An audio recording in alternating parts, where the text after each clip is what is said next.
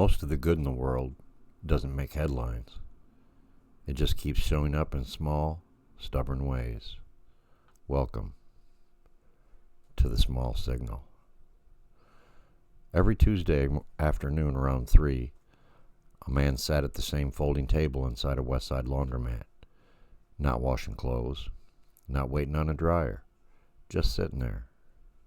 He brought a small spiral notebook, a pen, and a thick manila envelope that never seemed to get any thinner.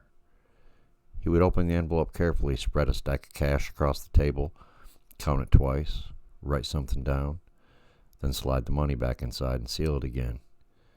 Then he would sit quietly for another 10 or 15 minutes before leaving. Now the owner noticed because people who sit in laundromats with envelopes and cash usually bring problems with them, or at least tension. But this guy never caused trouble, never spoke much, always nodded politely, always left the table clean. Still the ritual felt strange. Every week, same time, same envelope, same counting, same quiet waiting.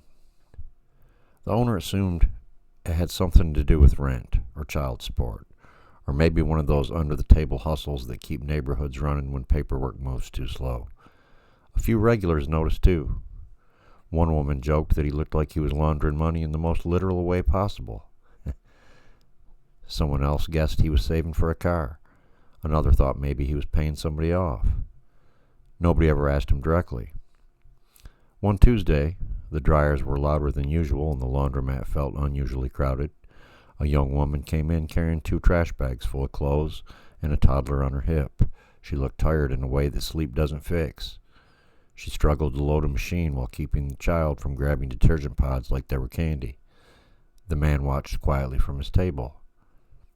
When the woman stepped away to get change, the toddler pulled one of the bags over and clothes spilled across the floor. Socks rolled under machines. A shirt landed in a puddle near the sink. The woman rushed back, embarrassed and overwhelmed. Before she could react, the man stood up, gathered the clothes calmly, and helped her reload the washer. He said very little, just moved steadily. When the machine started again, he returned to his table, opened the envelope, removed a small stack of bills, folded them once, and slid them into the woman's open laundry bag. Now she didn't see him do it, but the owner did. The man sealed the envelope, waited his usual 10 minutes, and left.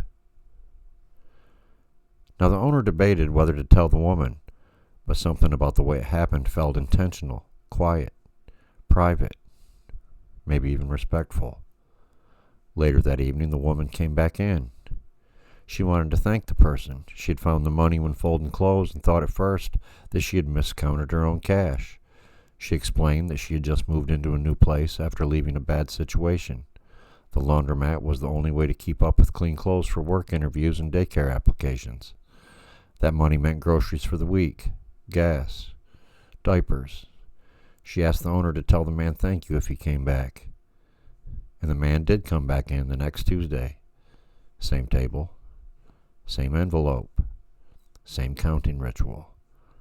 Except the envelope was slightly thinner. Over time, the owner noticed something else.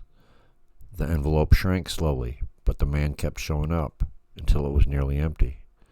One afternoon, the owner finally asked him about it. The man said the envelope had started as his own emergency fund when his wife passed. He kept it separate, so he wouldn't touch it unless life forced him to. But over the years, life had been kinder than he had expected, and he realized the envelope was doing more good moving through the neighborhood than sitting still in his drawer. So once a week, he brought it somewhere ordinary and waited to see if the universe gave him a reason to open it. Sometimes it did, and sometimes it didn't. Either way, he kept showing up. Because quiet help does not announce itself. It just waits patiently for the right moment to land. Most of the good in the world doesn't make headlines, but it's always there when you're listening for the small signal.